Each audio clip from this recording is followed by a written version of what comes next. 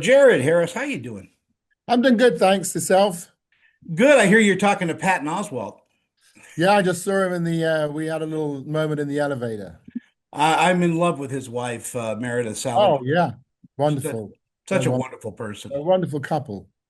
Exactly. And listen, congratulations on Reawakening. I know this was filmed a bit ago, but wow, it's such a great thriller.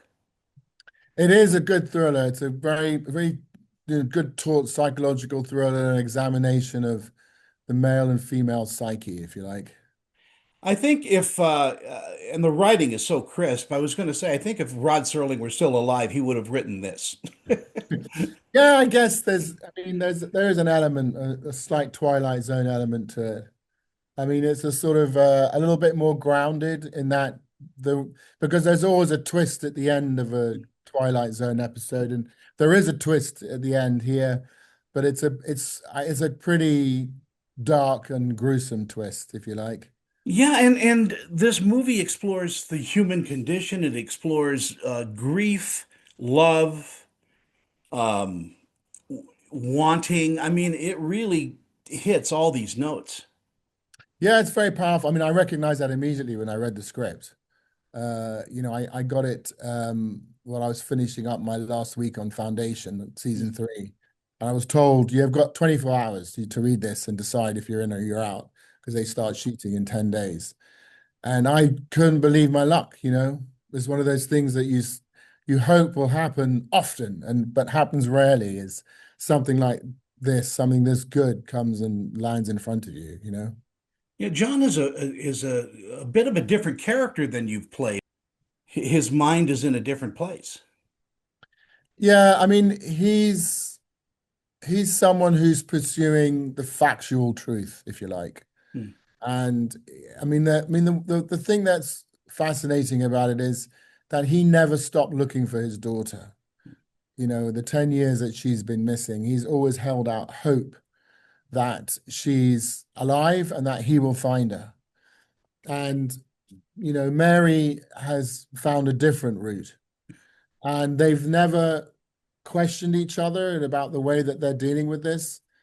They haven't challenged each other about it. They've found a way to coexist, if you like, with a sort of this unspoken tragedy that's happened between the two of them, and maintained the love they have for each other, and they've kept the marriage alive, which is actually quite rare in these circumstances. That doesn't happen very often. Yeah, and that goes back to the writing because, these silences that they've kept it just are, how can I put it? They're explosive silences.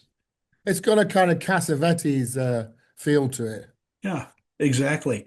And the people that you've got in your cast are just amazing too. I mean, this really plays out like a wonderful stage play. Yeah, it's a three-hander, isn't it? It's a Hmm. three-hander, and Aaron and Juliet. In fact, they were on board before I was, and um, the time pressure about when we had to start was because they were both starting theatre pieces, and so we were bumping up the end of their availability. So they needed to go. If we were going, they needed to go. Um, they're wonderful actors, absolutely wonderful actors, and Juliet is just a powerhouse. Um, and always insisted, make sure we had a good chat about each scene before we started each scene, and because there's no rehearsal time, anymore. You don't get that on films. Just wonderful, wonderful, wonderful partner. I think the way that this played out was so brilliant and so well done, and your director knows her stuff. She's a really very, very, very gifted, very brilliant playwright. I was going to call her, a script writer and a director, and she understands exactly where she's leading the audience at any given moment in time, and where she's trying to redirect them towards. As audiences discover Reawakening, what do you think they'll take away from that experience? Well, um, there's a satisfaction. There's a thriller, and at the heart of the thriller, there is a question that needs to be answered. and there you get the answer to that question. Mm.